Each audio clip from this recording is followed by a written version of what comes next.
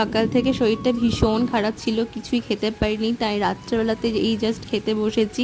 মা পটল আলু ভাজা বানিয়েছিল আমার জন্য, সেটা দিয়ে ভাত মেখে খাচ্ছিলাম। আর কিছুই খেতে ইচ্ছে করছিল না তরকারি, সেই জন্য বানিয়ে নিয়েছিলাম চিংড়ি মাছের ভর্তা। আমি বানিয়েছিলাম রাত্রেবেলাতে, ফ্রিজে যেহেতু কয়েক টুকরো চিংড়ি মাছ রাখা ছিল, ওটা দিয়ে চিংড়ি মাছের নর্মাল একটা ভর্তা বানিয়েছিলাম। ভর্তার রেসিপি যদি কেউ দেখতে চাও তাহলে আমি প্লে বাটনে মেনশন করে দিচ্ছি, তোমরা গিয়ে দেখে আসতে পারো। একই সাথে মা বানিয়েছিল টক ডাল আম দিয়ে, আর তারপরেই ভাত, আলু ভাজা, পটল ভাজা আর চিংড়ি মাছের ভর্তা দিয়ে ভাতটা আমি শেষ করে ফেললাম। আর চিংড়ি মাছের এই ভর্তাটা দিয়ে শুধু শুধু পুরো ভাতটা, এক থালা ভাত শেষ হয়ে যেতে পারে। আর শরীর খারাপ আরে থাকলে তো এই ভর্তা মানে কি বলবো, একটা স্বাদের জায়গা হয়ে ওঠে, কারণ এই রকম খাবার পেলে তো আর কিছু দরকারই পড়ে না তরকারি পাতি। আর এটা দিয়ে ভাতটা আজকে শেষ করলাম। তোমরা লাইক, শেয়ার, সাবস্ক্রাইব করতে ভুলো না। সাবস্ক্রাইব বাটনের পাশে ছোট্ট একটা বেল আইকন আছে, ওটাকে হিট করে পাশে থেকো আর সাপোর্ট করো।